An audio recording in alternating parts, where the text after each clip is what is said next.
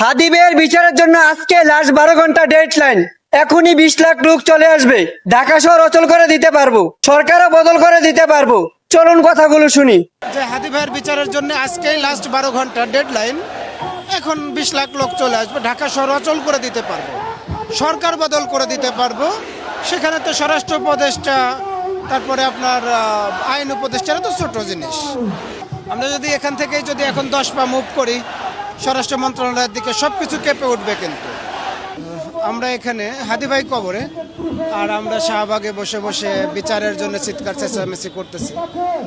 দেখেন, হাদি ভাইয়ের সিকিউরিটি দেওয়া যেত, আমি সাবধান করলেও দেওয়া যেত।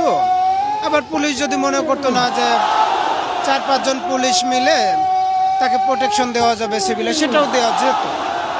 এখন টোটাল মিলে হাদি ভাইকে যারা খুন করেছে, তাদের সাথে পরোক্ষভাবে যারা জড়িত আছে, প্রত্যক্ষ 2 জন বারবার পুলিশ বলতেছে এরা নাকি মেঘালয়ে চলে গেছে। আবার মেঘালয় পুলিশ বলতেছে যে না, এরা মেঘালয়ে আটক হয় নাই। পুলিশের এই যে দ্বিচারিতা, মানে হাদি ভাইকে প্রোটেকশন দিতে পারলে হয়তো এই দুর্ঘটনাটা ঘটতো না। আবার দুর্ঘটনা ঘটার পরে তারা যে এলোমেলো বক্তব্যগুলো দিচ্ছে, তদন্তের অগ্রগতি নিয়ে যেরকম টাল বাহানা করতেছে, আমার ভাই কবরে আর আমরা এখানে শাহবাগে বলে মিছিল করতেছি, এগুলো আমার কাছে একটু অসামঞ্জস্য মনে হচ্ছে। আজকে 17 দিন না হয়ে 17 ঘন্টায় এর ফয়সালা করা যেত। তো হাদি ভাইয়ের ইস্যুটা নিয়ে আমরা মূলত 2টা কাজ করতে চাচ্ছি না। একটা হলো রাষ্ট্রের বিরুদ্ধে দাঁড়াতে চাচ্ছি না, দ্বিতীয় ব্যাপারটা হলো আমরা ইনকিলাব মঞ্চের আদেশের বাইরে যেতে চাচ্ছি না। দেখেন, হাদিকে নিয়ে কিন্তু সারা বাংলাদেশে কোটি মানুষের আবেগ আছে। এখন ডাক দেওয়ার সাথে সাথে এখানে 20 লক্ষ লোক জড়ো হয়ে যাবে, যেরকম আপনারা জানাজায় দেখেছিলেন।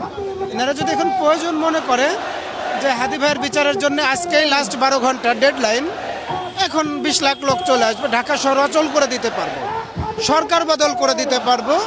সেখানে তো স্বরাষ্ট্র উপদেষ্টা, তারপরে আপনার আইন উপদেষ্টারা তো ছোট জিনিস। আমরা মুখোমুখি হতে চাচ্ছি না।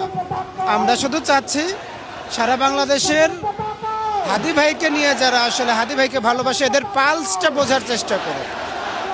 আমরা যদি এখান থেকেই যদি এখন 10 পা মুভ করি স্বরাষ্ট্র মন্ত্রণালয়ের দিকে, সব কিছু কেঁপে উঠবে। কিন্তু এজন্য আমরা চাচ্ছি না সামনে নির্বাচন। আবার অনেকেই বলেই ফেলছেন যে হাদি হত্যার ব্যাপারটা সম্ভবত নির্বাচন পিছানোর অংশ। না, এরকম না। আমরা সুবিচার চাচ্ছি। কি জন্য সুবিচার চাচ্ছি? যে আপনারা জানেন যে